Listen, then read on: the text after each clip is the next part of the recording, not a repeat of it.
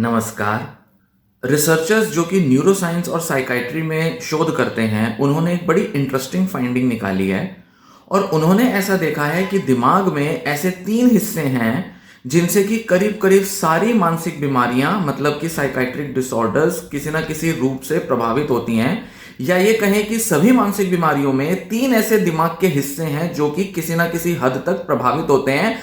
और उनके अंदर सेल वॉल्यूम, मतलब उनके अंदर जो न्यूरॉन्स का जो वॉल्यूम है वो कम होने की वजह से ज्यादातर मानसिक बीमारियों के होने की संभावनाएं बढ़ जाती हैं।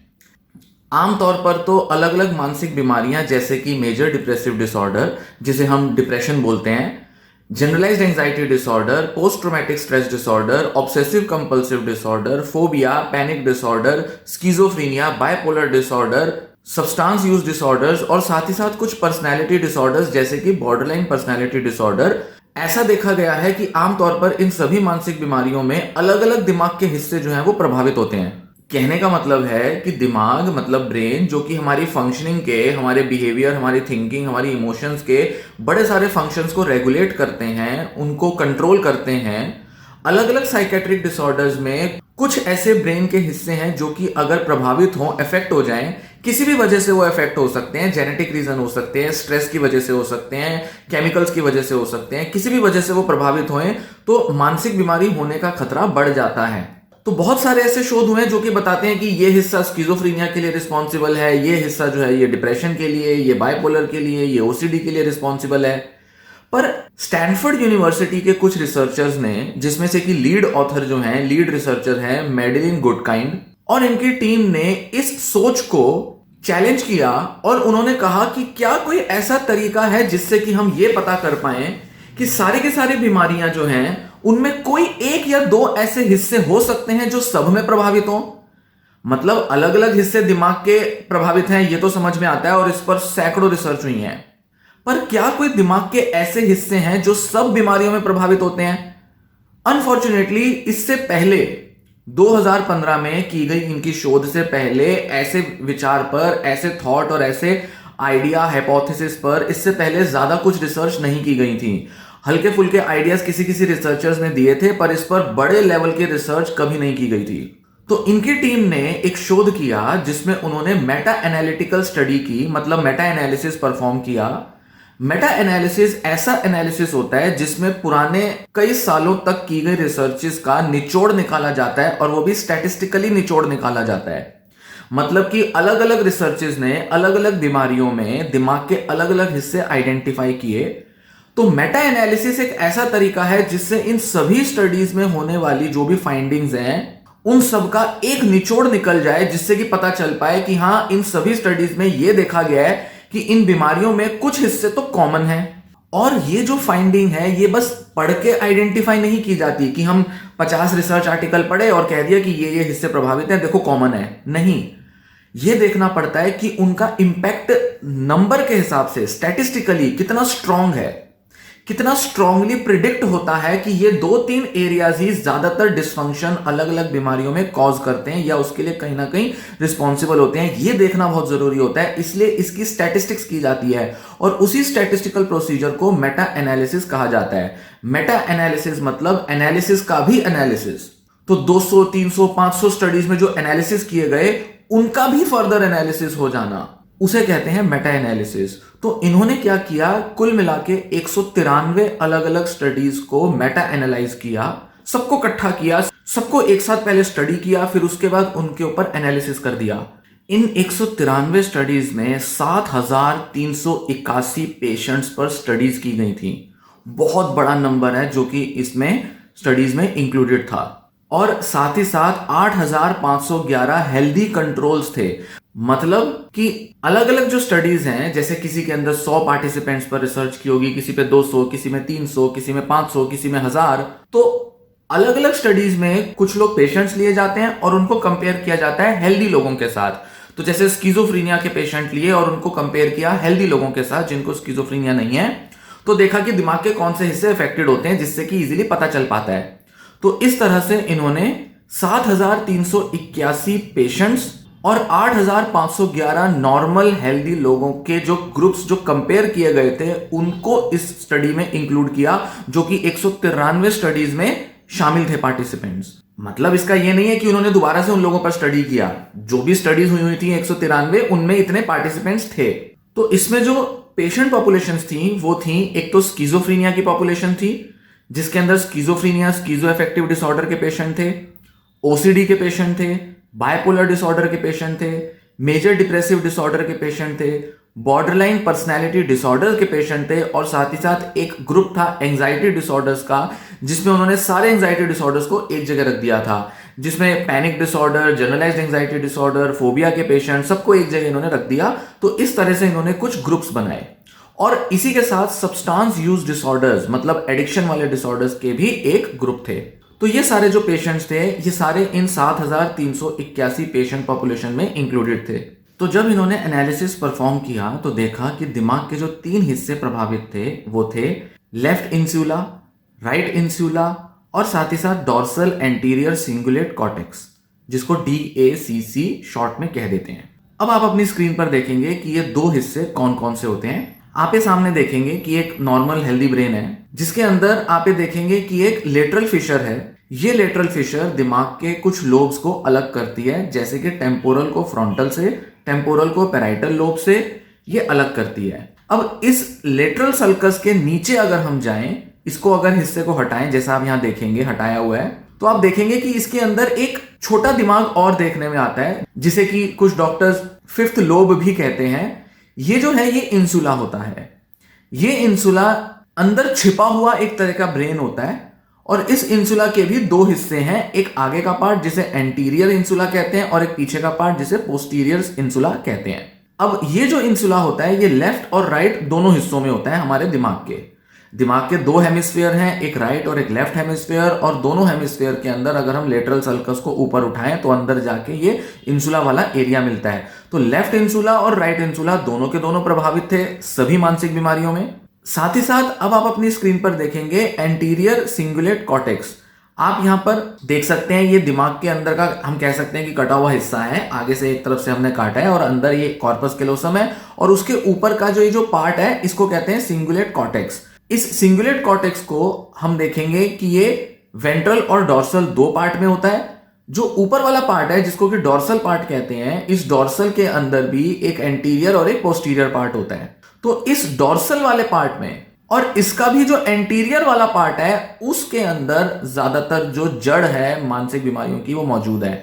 तो लेफ्ट इंसुला, राइट इंसुला और डॉर्सल एंटीरियर सिंगुलेट कॉर्टेक्स, इन 3 हिस्सों में ज्यादातर मानसिक बीमारियों की जड़ मौजूद है। ज्यादातर मानसिक बीमारियों में ये तीनों हिस्से प्रभावित होते ही हैं। अब आप अपनी स्क्रीन पर देखें जो कि गुड काइंड और इनके जो रिसर्चर की जो टीम थी जिन्होंने जो स्टडी की थी 193 वाले मेटा एनालिसिस वाली, इन्होंने ये इमेज है जो अपनी रिसर्च में प्रोवाइड की है। इन्होंने कैसे ये तीनों एरियाज को आइडेंटिफाई किया, इन्होंने थोड़ा सा एक डायग्राम सा दिखाया हुआ है। आप देखेंगे कि ऊपर वाली जो इमेज है ए वाली, उसमें तो इन्होंने सभी पेशेंट्स पर एक साथ एनालिसिस कर दिया। मतलब ये जो 7,381 पेशेंट थे सबके सब एक साथ ले लिए, और इसमें दिमाग को 2 तरह से दिखाया हुआ है, एक ऊपर से और एक साइड से। आप देखेंगे ऐसे दिख रहा है। तो जो ए वाली इमेज में जो पहली जो ब्रेन की इमेज है उसमें आप देखेंगे कि कुछ एरियाज हैं जो कि ग्रीन या ब्लू कलर के मार्क किए हुए हैं। राइट में एक स्केल दिया हुआ है, जेड का एक स्केल दिया हुआ है जिसपे 2, 4, 6 करके मार्क किया हुआ है। 2 मतलब ब्लू और 6 मतलब ग्रीन, और ग्रीन जो होगा, जो 6 वाले पॉइंट जो होंगे वो यानी कि ज्यादा एरिया जो है वो डैमेज है ब्रेन का। ये जो एरियाज हैं ये ग्रे मैटर के लॉस के एरियाज आइडेंटिफाई किए हुए हैं। मतलब हमारे ब्रेन के अंदर जो ग्रे मैटर एरिया होता है, जहां पर ग्रे मैटर होता है, उसके अंदर लॉस हो जाता है, उसके अंदर सेल्स जो है वो खत्म हो जाते हैं, उनका साइज कम हो जाता है, वॉल्यूम कम हो जाता है। उन एरियाज को आइडेंटिफाई किया हुआ है। ये जो कलर जो सब दिखाए हुए हैं जिसमें ग्रीन ब्लू करके जो सब दिखाया हुआ है। तो जब हम कह रहे हैं कि ये 3 हिस्से अफेक्टेड है, मतलब इन 3 हिस्सों में जो ग्रे मैटर है उसका वॉल्यूम कम हो गया है, उसके अंदर सेल्स का, न्यूरॉन्स का लॉस हो गया है। इसका मतलब ये है। तो जो ग्रीन एरिया है उसका मतलब है कि वहां ज्यादातर मैटर जो है, ग्रे मैटर लॉस हो चुका है, और जो ब्लू एरिया है उसका मतलब है कि थोड़ा सा ग्रे मैटर वहां पे लॉस हुआ है, पर फिर भी सिग्निफिकेंट मैटर लॉस हुआ है। तो पहला वाला जो पार्ट है ए इमेज का, हम देखेंगे उसके अंदर इंसुला दोनों जगह इंडिकेटेड है, सारे पेशेंट्स को मिला दिया जाए। और साइड में जो दूसरी इमेज इसी में दी हुई है ए में, उसमें सिंगुलेट कॉर्टेक्स वाले एरियाज मार्क्ड है। पर साथ साथ हम देखेंगे कि ब्रेन के बाकी एरियाज भी बड़े सारे मार्क किए हुए हैं। तो इसको रिजॉल्व करने के लिए उन डॉक्टर्स ने क्या किया, रिसर्चर्स ने, इन्होंने कहा कि जो साइकोटिक पेशेंट्स होते हैं और जो नॉन साइकोटिक पेशेंट्स होते हैं, साइकोटिक होते हैं जो स्किज़ोफ्रेनिया वाले पेशेंट्स हैं, और नॉन साइकोटिक बाकी सारे depression, anxiety, OCD, bipolar, substance abuse और बीपीडी वाले जितने भी पेशेंट्स हैं वो सारे नॉन साइकोटिक पेशेंट्स हैं। तो उन्होंने क्या किया, इन दोनों को डिवाइड कर दिया, क्योंकि इनका ऐसा देखना था और ये रिसर्च में एक्चुअल में फाइंडिंग्स आई हैं कि स्किज़ोफ्रेनिया जो डिसऑर्डर होता है उसमें सबसे ज्यादा ग्रे मैटर का लॉस होता है। सबसे ज्यादा जो ब्रेन में जो डिसेबिलिटी सी आ जाती है, न्यूरोकॉग्निटिव जो हमारे फंक्शंस हैं वो अफेक्ट होते हैं, उनमें जो ग्रे मैटर लॉस होता है वो सबसे ज्यादा स्किज़ोफ्रेनिया में होता है, साइकोटिक डिसऑर्डर्स में होता है। जबकि बाकी की जो बीमारियां हैं, डिप्रेशन, ओसीडी, एंजाइटी डिसऑर्डर्स, उनमें कम ग्रे मैटर का लॉस होता है। क्योंकि अगर हम सारे पेशेंट्स के अगर हम देखें तो उसके अंदर बहुत सारे हिस्से जो है वो स्किज़ोफ्रेनिया के पेशेंट्स की वजह से हो सकते हैं। तो ऐसे में इन्होंने क्या किया कि साइकोटिक और नॉन साइकोटिक पेशेंट्स को अलग कर लिया और फिर देखने की कोशिश की कि क्या कोई और फर्दर ऐसे एरियाज हैं जो कि स्किज़ोफ्रेनिया में तो है ही है पर बाकी एरियाज में भी अफेक्टेड है। इसको और बारीकी से देखने के लिए इन्होंने दोनों टाइप के पेशेंट्स के ग्रुप्स बना लिए। तो यहां हम देखेंगे कि बी वाली जो इमेज आ रही है उसके अंदर लेफ्ट साइड वाले साइकोटिक है और राइट साइड वाले नॉन साइकोटिक है। तो हम देखेंगे कि नॉन साइकोटिक वाले जो कैटेगरी है उसमें कितने थोड़े से एरियाज अफेक्टेड हैं, और मोटे तौर पे हम कह सकते हैं कि ये जो नॉन साइकोटिक वाले में अफेक्टेड है वही एरियाज साइकोटिक वाले में भी अफेक्टेड है। भाई इंसुला हो गया और वो जो साइड में जो है वो हमारे को सिंगुलेट कॉर्टेक्स का एरिया दिख रहा है वो भी हो गया। फिर इन्होंने क्या किया, इनके अंदर कॉमन एरियाज ढूंढे जो कि सी में दिए हुए हैं, आप देखेंगे कॉमन एरियाज हैं, और इन्होंने ये 3 एरियाज आइडेंटिफाई कर लिए। हालांकि इंसुला तो एक ही है पर इसके राइट और लेफ्ट दोनों हिस्से प्रभावित हैं, इस वजह से इनको 2 अलग अलग पार्ट्स माना जा रहा है। तो राइट और लेफ्ट इंसुला और साथ ही साथ DACC, dorsal anterior cingulate cortex. तो ये जो 3 एरियाज हैं इन्होंने बताया कि ये सभी पेशेंट्स में अफेक्टेड हैं, भले ही वो स्किज़ोफ्रेनिया वाले हों, भले ही वो नॉन साइकोटिक पेशेंट्स हों। बहुत क्लियरली आप देखेंगे कि इसके अंदर दिखाया गया है कि कैसे उन्होंने इतने सारे पेशेंट्स की जब MRI स्कैन्स को स्टडी किया, ये सारे MRI स्कैन्स थे जो उन्होंने यूज किए थे, सब MRI स्कैन्स को उन्होंने टेस्ट किया, चेक किया, देखा, उनकी फाइंडिंग्स के कुछ नंबर्स आ जाते हैं जो कि स्टडीज में दिए होते हैं, उनको उन्होंने इमेजेस को कैलकुलेट किया और उस कैलकुलेशन के बेसिस पे इन्होंने देखा कि ये 3 एरियाज हर पेशेंट पॉपुलेशन में, हर साइकेट्रिक डिसऑर्डर के अंदर अफेक्टेड होते ही होते हैं। अब हम यहां पर बात करेंगे कि ये जो ग्रे मैटर, सिंगुलेट कॉर्टेक्स और इंसुला है, इन सब की इंपॉर्टेंस क्या है। ग्रे मैटर को पहले हम अगर देखें ब्रीफ में, मैं आपको यहां पे कुछ बताना चाहूंगा कि ग्रे मैटर हमारे ब्रेन का वो एक इवॉल्व्ड पार्ट होता है जो कि सब हायर थिंकिंग फंक्शंस के लिए रिस्पॉन्सिबल होता है। जब बच्चा पेट में होता है तो तीसरा जो ट्राइमेस्टर होता है, मतलब 7वां, 8वां और 9वां महीना, इन 3 महीनों में हमारे ब्रेन की सबसे ज्यादा डेवलपमेंट होती है, जिसके अंदर सबसे ज्यादा ग्रे मैटर की डेवलपमेंट देखी जाती है। अगर इन 3 महीनों में ब्रेन की डेवलपमेंट अगर हेल्दी तरीके से हो रही है तो ब्रेन के अंदर जो ग्रे मैटर है वो पूरी तरह से फॉर्म हो जाएगा, और बच्चे के पैदा होने के बाद व्हाइट मैटर की फॉर्मेशन होती है या उसकी डेवलपमेंट देखी जाती है। अब ग्रे मैटर वो होता है, आपने न्यूरॉन का स्ट्रक्चर देखा होगा, यहां पर मैं फिर दिखा देता हूं आपकी स्क्रीन पर कि ये न्यूरॉन है जिसके अंदर ऊपर का पार्ट जो है उसको सेल बॉडी कहते हैं या जिसे सोमा कहा जाता है, और नीचे की जो लंबी सी ये जो तार सी आ रही है जिसको कि टेल कह सकते हैं उसे हम कहते हैं एक्सॉन। ब्रेन के अंदर ये सारे जो न्यूरॉन्स हैं ये आपस में सब इकट्ठे हुए रहते हैं, मतलब सब आपस में ग्रुप बनाए रहते हैं। तो जो भी सेल बॉडीज का कलेक्शन है, मतलब आपस में जब एक्यूमुलेट हो जाते हैं तो वो सेल बॉडी सोमा कलेक्ट होकर ग्रे मैटर बनाती है, और जो उनकी जो टेल है, जो पूंछ सी जा रही है, एक्सॉन्स है, ये सारे मिलकर व्हाइट मैटर बनाते हैं। व्हाइट मैटर इसलिए कहा गया क्योंकि जब हम ब्रेन को अंदर से काटते हैं, देखते हैं, तो उसके अंदर हम देख सकते हैं कि कुछ हिस्से जो है वो थोड़े डार्कर हैं और कुछ हिस्से बड़े लाइट हैं। तो जो एक्सॉन्स के ऊपर जो फैट की लेयर होती है जिसको माइलिन शीथ कहते हैं, माइलिन कवरिंग्स होती हैं, उनकी वजह से इनको व्हाइट कलर मिल जाता है। उस फैट की लेयर की वजह से इनको व्हाइट कलर मिलता है, और जबकि सेल बॉडीज जो हैं उनको ग्रे कलर मिलता है। ये ऐसा हम ब्रेन के अंदर देख सकते हैं जब उसकी साफ सफाई करते हैं, उसको प्रॉपर तरीके से हम कहेंगे धो देते हैं जब, तो उसके अंदर ये 2 तरह के कलर्स आमतौर पर देखने में आते हैं। और ग्रे मैटर जो है वो आप देखेंगे अपनी स्क्रीन पर कि बिल्कुल जो ऊपर की जो लेयर है ब्रेन की, जिसे हम कॉर्टेक्स कहते हैं, सेरेब्रल कॉर्टेक्स, उसके अंदर पाई जाती है। और अंदर की तरफ जो पूरा ब्रेन है वो सब व्हाइट कलर का है। तो ये सारा एक्सॉन होते हैं, मतलब यहां पर बड़े सारे फाइबर्स होते हैं एक्सॉन्स के, जिनको कि ट्रैक्ट कहा जाता है। ये सारे के सारे जो एक्सॉन्स होते हैं ये ब्रेन के अंदर अलग अलग जगह फैले होते हैं और अलग अलग ब्रेन के जो एरियाज हैं उनको आपस में कनेक्ट करते हैं, और इनके कनेक्शन की वजह से ही ब्रेन के अंदर कम्युनिकेशन हो पाता है, मतलब केमिकल एक्सचेंज हो पाता है, न्यूरोट्रांसमीटर एक जगह से दूसरी जगह जा पाते हैं, जिसे हम कहते हैं कि दवाइयां भी जो दी जाती हैं एंटी डिप्रेसेंट या एंजाइटी वाली, वो इन्हीं एक्सॉन से जब मैसेज निकलता है, जब इलेक्ट्रिक करंट दौड़ता है तो वो केमिकल्स को एक सेल से दूसरे सेल की तरफ ले जाता है। तो इसी कम्युनिकेशन को ये एक्सॉन्स मतलब कि व्हाइट मैटर करते हैं। और सारी जो प्रोसेसिंग होती है, जैसे कंप्यूटर का प्रोसेसर होता है, उसी तरीके से सारी जो प्रोसेसिंग होती है वो इस ग्रे मैटर में होती है। तो एक्सॉन तो क्या करेगा, सिर्फ एक सिग्नल देने का काम करेगा और ब्रेन के अलग अलग एरियाज में अलग अलग पार्ट्स को कनेक्ट करेगा, कनेक्टिविटी लाएगा। पर असल जो ब्रेन का जो असली जो थिंकिंग सेंटर है, जो प्रोसेसिंग सेंटर है, वो होता है ये ग्रे मैटर। तो अगर ग्रे मैटर के अंदर लॉस होगा तो नेचुरली आदमी की जो सोचने समझने की जो ताकत है और जो दूसरे उसके इमोशंस और फीलिंग से रिलेटेड फंक्शंस हैं वो सब रिड्यूस हो जाएंगे अगर ये हिस्सा डैमेज होगा, या इसके अंदर सेल्स के अंदर कमी आ जाएगी, डीजनरेट हो जाएगा, या यहां पर सेल्स के अंदर किसी तरीके का कुछ डैमेज होगा या इंफेक्शन होगा, कुछ भी हुआ। तो ये जो 3 महीने होते हैं जिसके अंदर की ग्रे मैटर की डेवलपमेंट के लिए सबसे क्रूशियल होते हैं, साइंटिस्ट ऐसा कहते हैं कि ज्यादातर साइकेट्रिक बीमारियां जो होती हैं, जो कि या तो लेटर एज में डेवलप हो रही हैं या बहुत अर्ली एज में देखने में आ जाती हैं, चाइल्डहुड से लेकर एडोलेसेंस में देखने में आ जाती हैं, जो वो इस ट्राइमेस्टर में होने वाली एबनॉर्मेलिटीज की वजह से ही होती हैं, क्योंकि ग्रे मैटर जो है वो पूरी तरह से विकसित डेवलप नहीं हो पाता। तो बच्चा जब पैदा हो जाता है, व्हाइट मैटर कनेक्शन बन जाते हैं, बच्चे का ब्रेन पूरी तरह से परिपक्व हो जाता है, मैच्योर हो जाता है, तो क्योंकि ग्रे मैटर पूरी तरीके से फॉर्म नहीं हुआ था लास्ट के 3 महीने में, इसलिए बच्चा जब बड़ा होता है तो उसके अंदर काफी सारी इमोशनल और थिंकिंग डेफिसिट्स देखने में आते हैं, जिसकी वजह से साइकेट्रिक डिसऑर्डर्स डेवलप होते हैं। इनफैक्ट यहां मैं एक और चीज आपको कहना चाहूंगा कि इस स्टडी में इन रिसर्चर्स ने, ये जो मैडलिन गुडकाइंड जो रिसर्चर है और इनकी टीम ने जो रिसर्च किया है, इसमें इन्होंने एक और बड़ी इंटरेस्टिंग चीज की थी। इन्होंने क्या किया था, अलग अलग लोगों के जो साइकेट्रिक डिसऑर्डर्स थे, हर रिसर्च के अंदर डेटा दिया होता है, एज का डेटा, जेंडर का डेटा, किस उम्र में उन्होंने डिसऑर्डर डेवलप किया उसका डेटा, उनको कौन सी मेडिकेशंस मिल रही हैं उसका डेटा, सब अलग अलग डेटा दिए होते हैं।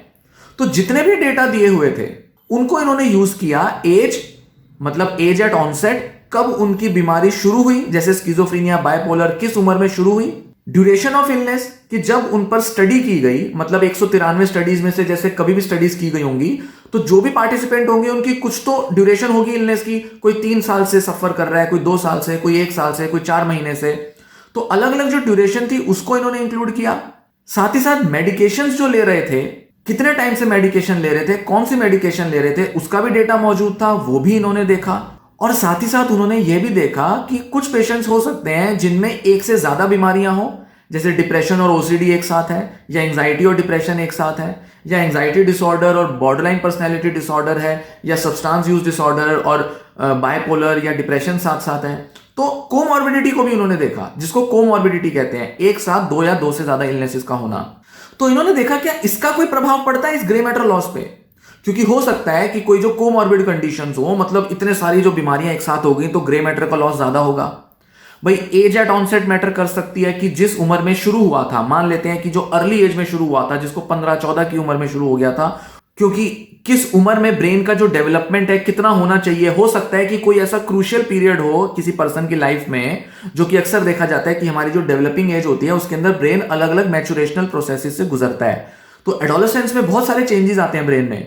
तो क्या ऐसा भी हो सकता है कि जिन लोगों को एडोलेसेंस में डिसऑर्डर हुआ होगा, स्किज़ोफ्रेनिया, ओसीडी, टीनेज में, उनमें ज्यादा इफेक्ट पड़ा होगा ग्रे मैटर लॉस का। भाई ग्रे मैटर उसमें ज्यादा लॉस हुआ होगा क्योंकि अर्ली एज में ब्रेन ग्रो ही नहीं कर पाया और धीरे धीरे पेशेंट जो है वो इलनेस में चला गया। और कुछ लोग जिनको लेटर एज में बाइपोलर डेवलप होता है, जैसे 25-30 की उम्र में, तो उनके अंदर शायद ग्रे मैटर लॉस कम होगा क्योंकि उन्होंने काफी हद तक ब्रेन को मैच्योर कर चुके थे वो। साथ ही साथ ये भी कि ड्यूरेशन ऑफ इलनेस भी मैटर कर सकती है, कि जितने लंबे समय से पेशेंट पीड़ित होगा उतना ज्यादा ग्रे मैटर लॉस हो गया होगा। अब बड़ी इंटरेस्टिंग फाइंडिंग देखने में आई, इन सब फैक्टर्स का कोई रोल नहीं था, बिल्कुल मैटर नहीं करते थे ये सारे फैक्टर्स पेशेंट के ग्रे मैटर लॉस में। मतलब कहीं ना कहीं हम कह सकते हैं कि पेशेंट का जो ट्राइमेस्टर था जिसमें उसका ग्रे मैटर डेवलपमेंट हुआ, वो ही रिस्पॉन्सिबल था जिस वजह से उन्होंने अलग अलग बीमारियां डेवलप की। इतना स्ट्रॉन्ग, इतना सीवियर इंपैक्ट पड़ता है हमारी प्रीनेटल डेवलपमेंट का। मतलब जब हम पेट में होते हैं तो जो लास्ट ट्राइमेस्टर होता है, लास्ट के जो 3 महीने होते हैं, 7, 8, 9, ये वाले जो 3 महीने होते हैं, ये ब्रेन की डेवलपमेंट के सबसे क्रूशियल फेजेस होते हैं एक प्रेग्नेंट मदर के अंदर। तो उन्होंने क्या देखा रिसर्चर्स ने कि एज एट ऑनसेट का कोई लेना देना नहीं था। भाई 40 की उम्र में किसी को सब्सटेंस अब्यूज हुआ हो या 20 की उम्र में हुआ हो, कोई लेना देना नहीं है। ग्रे मैटर का उतना ही लॉस देखने में आएगा। डिप्रेशन हुआ हो 30 की उम्र में, 35 की उम्र में या 15-16 की उम्र से चल रहा हो, तो भी उसका कोई असर नहीं देखने में आता कि ग्रे मैटर में ज्यादा लॉस हो जाएगा। कितने समय से वो पीड़ित हैं कि भाई 15 साल 20 साल से उनको ओसीडी या स्किज़ोफ्रेनिया है, उससे भी कोई लेना देना नहीं है ग्रे मैटर लॉस का। जो हो चुका है वो हो चुका है, उसके ज्यादा कुछ बड़ा कोई फर्क नहीं देखने में आएगा। मेडिकेशन का भी असर नहीं पड़ा। असल में होता यह है कि बड़ी सारी रिसर्च है जिसमें देखा गया है कि दवाओं की वजह से ब्रेन के अंदर ग्रे मैटर की प्रोडक्शन बढ़ जाती है। Anti depressant, anti anxiety, anti psychotic medications अक्सर ब्रेन के कुछ एरियाज में सेल ग्रोथ कर देते हैं, मतलब न्यूरॉन को पैदा करते हैं, न्यूरॉन की ग्रोथ को प्रमोट करते हैं, जैसे कि स्किज़ोफ्रेनिया में देखने में आता है। और इस स्टडी में भी देखने में आया था कि ब्रेन के अंदर एक स्ट्राइटम होता है, स्ट्राइटल रीजन होता है, जहां पर एंटीसाइकोटिक दवाओं की वजह से स्किज़ोफ्रेनिक का जो ब्रेन होता है वो जितने लंबे टाइम तक एंटीसाइकोटिक दवा लेंगे, स्ट्राइटल एरिया के अंदर सेल ग्रोथ बढ़ जाती है, ग्रे मैटर बढ़ जाता है। तो इस स्टडी में भी देखने में आया कि स्ट्राइटल रीजन में स्किज़ोफ्रेनियाज में ग्रे मैटर बढ़ गया, पर बाकी के हिस्सों में उन्होंने देखा कि इसका कोई इफेक्ट नहीं आता। तो anxiety, OCD, depression, substance abuse, BPD, इनमें कोई फर्क नहीं आता। उनका कोई दूसरे एरियाज में, ये जो सिंगुलेट कॉर्टेक्स हो गया या इंसुला हो गया, इसमें कोई ग्रोथ नहीं आती। तो उन्होंने देखा कि दवाएं लेने की वजह से भी लोगों में ना ग्रे मैटर का लॉस हुआ, ना उसके अंदर ग्रे मैटर का कोई इंक्रीज हुआ। तो अक्सर कहा जाता है कि दवा लेने से ब्रेन के अंदर सेल ग्रोथ बढ़ जाएगी, एटलीस्ट इन 2 एरियाज में। तो जो भी आज की करंट मेडिकेशंस हैं, एंटी डिप्रेसेंट, एंजाइटी वाली और एंटीसाइकोटिक, उनसे कुछ खासा फर्क नहीं पड़ा ब्रेन के ग्रे मैटर के वॉल्यूम में। और यही वजह है कि बहुत से लोग जो कि सिम्टम्स में तो रिकवरी दिखा देते हैं, पर इन ग्रे मैटर के जो एरियाज हैं, इनके अंदर जो लॉस है वो लाइफ टाइम बने रहते हैं, जिस वजह से मोटे तौर पर रिकवरी पूरी तरह से नहीं हो पाती। क्योंकि अगर ये ग्रे मैटर की रिकवरी हो पाए तभी पूरी तरह से पेशेंट जो है वो इन बीमारियों से बाहर आ सकता है, जिसे हम कहते हैं कि क्योर हो गई बीमारी। तो हम कहते हैं कि क्योर नहीं है, क्योंकि ब्रेन के जो असली रीजंस हैं, असली जड़ हैं, उनको पूरी तरह से हम ठीक नहीं कर पाते। तो दवाइयां इन ब्रेन के एरियाज में ना तो सेल बढ़ा पाती हैं और ना ही ज्यादा सेल्स को डिक्रीज करती हैं। ऐसा भी नहीं है कि दवाइयों की वजह से वो जो एरियाज है उनके अंदर ब्रेन के जो सेल्स हैं, ग्रे मैटर है, उनका लॉस हो जाएगा, कुछ नहीं फर्क पड़ता उनका। दवाइयां लो, उसके अंदर सिम्टोमेटिक रिकवरी आएगी, न्यूरोट्रांसमीटर के लेवल बढ़ जाएंगे, कुछ और एरियाज में ब्रेन के अंदर चेंजेस आ सकते हैं, पर इन 3 रीजन्स में फर्क नहीं आएगा। यहां पर बात हो रही है क्या इन 3 रीजन्स में फर्क आएगा कि नहीं आएगा? यहां पर नहीं आएगा। हो सकता है ब्रेन के दूसरे एरियाज में आ जाए, जैसे कि हिप्पोकैम्पस और एमिगडाला होता है, जो कि इमोशनल डिसऑर्डर्स में सबसे ज्यादा अफेक्टेड होते हैं। तो हिप्पोकैम्पस के अंदर और एमिगडाला के अंदर अक्सर सेल की ग्रोथ हो जाती है, जिस वजह से बहुत सारे पेशेंट जो है वो डिप्रेशन, ओसीडी और एंजाइटी से रिकवर कर पाते हैं, क्योंकि यहां ज्यादा ग्रे मैटर देखने में आता है जब वो ज्यादा लंबे टाइम तक दवाएं लेते हैं। तो वो 2 एरियाज तो अच्छा रिस्पॉन्स देते हैं। और डिप्रेशन के पेशेंट्स में, ओसीडी और दूसरे कुछ पेशेंट्स में अक्सर ये जो एमिगडाला हिप्पोकैम्पस होता है, जो कि मेमोरी, इमोशंस, लर्निंग के लिए रिस्पॉन्सिबल होते हैं, ये सबसे ज्यादा प्रभावित होते हैं। इनके अंदर ग्रे मैटर का लॉस ज्यादा देखने में आता है। तो ये बड़ी इंटरेस्टिंग फाइंडिंग है जो इन्होंने दी, और इससे हम समझ सकते हैं कि ब्रेन की ग्रोथ के जो सबसे इनिशियल प्रीनेटल फेज में जो 3 महीने होते हैं वो क्यों इतने क्रूशियल होते हैं, क्योंकि वो लाइफ टाइम पेशेंट की साइकोलॉजिकल डिसऑर्डर को अफेक्ट करते हैं, उसकी सीवियरिटी, इंटेंसिटी या एटलीस्ट उसकी प्रेजेंस को अफेक्ट करते हैं। यहां बात आ रही है डिसऑर्डर की प्रेजेंस को। डिसऑर्डर बना हुआ है, वो इसी वजह से बना हुआ है क्योंकि ग्रे मैटर के अंदर एक कंसिस्टेंट लॉस हमेशा से मौजूद है, और वो इस बात पर डिपेंड नहीं करता कि कौन सी बीमारी है। मतलब सारी बीमारियां जो हैं, ये साइकोटिक और नॉन साइकोटिक वाली, उनके 3 ब्रेन एरियाज तो इफेक्ट होंगे ही होंगे। तो ये जो कॉमन एरियाज जो इन रिसर्चर्स ने फाइंड किए, इसको देख के थॉमस इंसेल जैसे कुछ बड़े रिसर्चर्स हैं जो कहते हैं कि ये तो बिल्कुल शॉकिंग स्टडी है।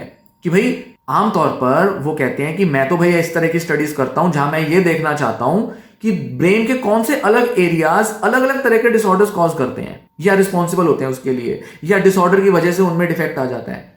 वो कह रहे हैं कि ये तो और भी ज्यादा रेवोल्यूशनरी फाइंडिंग है, क्योंकि ये रिसर्च हमें गाइड करेगी कि किस तरह से ऐसे ट्रीटमेंट बनाए जाएं जिससे कि ऐसी दवाएं या कोई ऐसा तरीका आ जाए जिससे कि सारे डिसऑर्डर्स इफेक्ट हो पाए, मतलब सारे डिसऑर्डर्स में एक तरह की रिकवरी बन पाए। कुछ पर्टिकुलर कॉमन ट्रीटमेंट्स की मदद से अगर हम आइडेंटिफाई कर लें कि इन 3 एरियाज में क्या ऐसा चल रहा है जिसकी वजह से ये तीनों इफेक्टेड है, मतलब साइकोलॉजिकल डिसऑर्डर होगा तो ये 3 तो इफेक्ट होंगे ही होंगे। तो अगर ऐसी दवाएं आ जाएं जो इन तीनों ब्रेन एरियाज के कुछ स्पेसिफिक न्यूरॉन्स या ग्रे मैटर एरियाज को टारगेट करें, भाई कुछ तो केमिकल्स होंगे, कुछ तो जेनेटिक बेसिस होगा कि ये 3 एरियाज ही क्यों इफेक्टेड है। तो हमें ये आइडेंटिफाई करना है, जिसके लिए अभी बहुत सारी रिसर्च करी जानी बाकी है, तो उनको कुछ खासा पता नहीं है। तो ऐसे में ये रिसर्च बहुत सारी होप्स दिखाती है, बहुत सारी उम्मीदें जगाती है और बहुत सारी डायरेक्शन देती है रिसर्चर्स को कि कैसे बेटर ट्रीटमेंट्स निकाले जा सकते हैं, ताकि सारे डिसऑर्डर्स का एक निचोड़ वाला एरिया पता चल जाए जिससे कि ज्यादा बेटर ट्रीटमेंट्स निकाले जा सकें। तो ये रही पूरी डिस्कशन इस रिसर्च के बारे में। उम्मीद है आपको ये रिसर्च के बारे में जो मैंने जानकारी दी आपको पसंद आई होगी, आपको बहुत कुछ समझने को जानने को मिला होगा। ये वीडियो आपको पसंद आई हो तो वीडियो को लाइक ज़रूर करें। ये जो भी इन्फॉर्मेशन मैंने दी है इससे रिलेटेड और भी कुछ इंटरेस्टिंग और इंसाइटफुल इन्फॉर्मेशन मैं और वीडियोज़ में भी आपको देता रहूँगा। बहुत सी चीज़ें हैं जो हमें ब्रेन के बारे में समझनी ज़रूरी है, समझनी चाहिए, जिससे कि हम अपने डिसऑर्डर को और बेटर तरीके से समझ सकते हैं। काफ़ी सारे जो आपके सवाल हैं अपने डिसऑर्डर को लेकर, अपनी प्रॉब्लम्स को लेकर, ओवर थिंकिंग, नेगेटिव इमोशंस और बिहेवियर्स, दवाओं को लेकर, ट्रीटमेंट को लेकर, कॉजेज़ को लेकर, बीमारी के कहाँ से आई, क्यों हुई, ये सारे सवालों के जवाब किसी ना किसी हद तक वैज्ञानिकों को पता है। और मेरा इन वीडियोस को बनाने का जो मेन मकसद है वो यही है कि ऐसी बहुत सी जानकारी जिससे कि हमें मदद मिल सकती है अपने ट्रीटमेंट में, वो मैं आपको दे पाऊँ, जो कि रिसर्च में, लिटरेचर में अवेलेबल है, जो वैज्ञानिक जानते हैं, जो psychologist, doctor, psychiatrist, neuroscientist, neurologist जानते हैं, वो आपको मैं आसान से आसान शब्दों में बता सकूं, ताकि आपको अपने ट्रीटमेंट को चुनने में और ट्रीटमेंट को पॉजिटिवली लेने में मदद मिले। क्योंकि जितनी ये जानकारी हमें मिलती है उतना ज़्यादा हम अपने को डायरेक्शन दे पाते हैं, खुद को गाइड कर पाते हैं सही ट्रीटमेंट के लिए, ताकि कल को पता चले कि ट्रीटमेंट जो दिया जा रहा है, जो ट्रीटमेंट आप ले रहे हैं, उसका असर कैसे आएगा, कितना आएगा और कितनी उम्मीद रखी जाए। इन न्यूरोसाइंस वाले जो रिसर्च होती हैं, इनमें जो हमारे को जो ब्रेन के अंदर जो फाइंडिंग्स मिलती हैं, एरियाज पता चलते हैं, इसी के बेसिस पर थेरेपीज भी आजकल बनाई जा रही हैं। बहुत सारे ऐसे रिसर्चर्स हैं, डॉक्टर्स हैं, थेरेपिस्ट हैं इनफैक्ट, जो अपनी जो टेक्निक्स हैं वो इस हिसाब से डिजाइन कर रहे हैं कि वो कुछ ऐसा सजेस्ट कर पाएं, ऐसी टेक्निक बना पाए जो कि हमारे ब्रेन की फंक्शनिंग से जुड़े हैं। मतलब जब हमें पता चल जाता है कि ब्रेन का कौन सा एरिया रिस्पॉन्सिबल है किसी डिसऑर्डर में, और हम उनके बीच के सारे कनेक्शंस और ये अलग अलग एरियाज आपस में कैसे साथ मिलकर काम करते हैं, एक बार हम समझ जाते हैं, तो उसके बेसिस पे हम टेक्निक्स डिजाइन कर सकते हैं कि थेरेपी में क्या किया जाए, बिहेवियरल और थिंकिंग चेंजेस कैसे ला पाए। तो कॉग्निटिव बिहेवियरल ट्रीटमेंट्स को बेटर करने में काम कर रही हैं आजकल ये सारी रिसर्चेज, क्योंकि न्यूरो इमेजिंग की वजह से, एमआरआई स्टडीज की वजह से बहुत सारे इंटरेस्टिंग फाइंडिंग्स हमें पता चल रहे हैं अपने दिमाग के बारे में, जिससे कि पता चलता है कि दिमाग के कौन से हिस्से अफेक्टेड हैं किस डिसऑर्डर में और कैसे उनको ट्रीट किया जाए। तो जेनेटिक हो गई, न्यूरो एनाटॉमिकल फाइंडिंग्स हो गई, न्यूरोकेमिकल हो गई, जिस भी टाइप की ये जो स्टडीज हैं ये हमें ब्रेन के बारे में बहुत सारी इंसाइट दे रही हैं, और हमें इनके बारे में जानना समझना जरूरी है ताकि ट्रीटमेंट को बेटर तरीके से अप्रोच किया जा सके। तो ऐसे ही कुछ और इंटरेस्टिंग फाइंडिंग्स पर मैं और आगे आपको बताऊंगा। कुछ इंफॉर्मेशन मैं ब्रीफ में दूंगा, कुछ इंफॉर्मेशन मैं डिटेल में दूंगा। ये वीडियो थोड़ी डिटेल्ड रही, पर ऐसे ही कुछ डिस्कशन से मैं आपको बताऊंगा कि कैसे कैसे हम थेरेपी में अपने द्वारा लाए गए चेंजेस कैसे हम इस तरह से इनिशिएट कर सकते हैं कि हमारे ब्रेन के वो एरियाज अफेक्ट हो जाएं जिनकी वजह से डिफेक्ट है। तो दवाइयां भी उनको अफेक्ट करती हैं और थेरेपी में भी उन पर इफेक्ट आता है। तो जो लोग मेडिटेशन करते हैं, ऐसा इन रिसर्चेस में देखा गया कि जो लोग मेडिटेशन करते हैं लंबे टाइम तक, उनके इंसुला और सिंगुलेट कॉर्टेक्स के अंदर ग्रे मैटर की ग्रोथ हो सकती है और हुई है। उनके अंदर जो कॉग्निटिव स्किल्स होती हैं, थिंकिंग स्किल्स होती हैं, वो इंप्रूव हो जाती हैं। तो उनके ये वाले जो एरियाज हैं ब्रेन के, जो कि डिसऑर्डर्स में आइडेंटिफाई किए गए हैं, उनमें ग्रे मैटर ज्यादा पाया जाता है। तो कहीं ना कहीं तो जो टेक्निक्स है, मेडिटेशन, योगा या जो दूसरी थेरेपी की जो स्किल्स हैं, उनका असर ब्रेन के उन हिस्सों पर पड़ता है जहां पर कि ज्यादातर एरियाज रिस्पॉन्सिबल हैं डिसऑर्डर्स के लिए, ताकि उनमें ग्रे मैटर बढ़े। और करीब करीब ज्यादातर स्टडीज यही बताती हैं कि कैसे ब्रेन के किस हिस्से में ग्रे मैटर बढ़ जाता है अगर हम ये टेक्निक लगाएं या वो टेक्निक लगाएं, मेडिटेशन करें, थेरेपी करें, कॉग्निटिव थेरेपी लें या बिहेवियर थेरेपी लें। और दवाइयों का भी कहीं ना कहीं यही हमारा टारगेट होता है, ग्रे मैटर बढ़ जाए। तो ऐसे में आगे आपसे और इंटरेस्टिंग चीजों पर जानकारी दूंगा, आपसे शेयर करूंगा और आपको बेटर डायरेक्शन दे पाऊंगा। तो ये वीडियो को शेयर करें जिनसे आपको लगता है कि शेयर की जा सकती है, जिनको इससे जानकारी मिलने से फ़ायदा हो सकता है, और साथ ही साथ चैनल सब्सक्राइब करें अगर अभी तक आपने चैनल सब्सक्राइब नहीं किया है। ऐसी बड़ी सारी इंटरेस्टिंग इन्फॉर्मेशन मैं अपने चैनल पर देता हूँ जो कि आपके लिए यूज़फुल हो सकती है। थोड़ा सा टेक्निकल होता है ये इन्फॉर्मेशन, थोड़ा सा समझना होता है, ध्यान देना होता है। हल्के फुल्के तरीके से भी अगर हम समझें तो मोटे तौर पे चीज़ें क्लियर हो जाती हैं, उतना ही काफ़ी है। तो चैनल को सब्सक्राइब करें और इंटरेस्टिंग और ऐसी सिमिलर वीडियोस को देखने, जानने और समझने के लिए। धन्यवाद।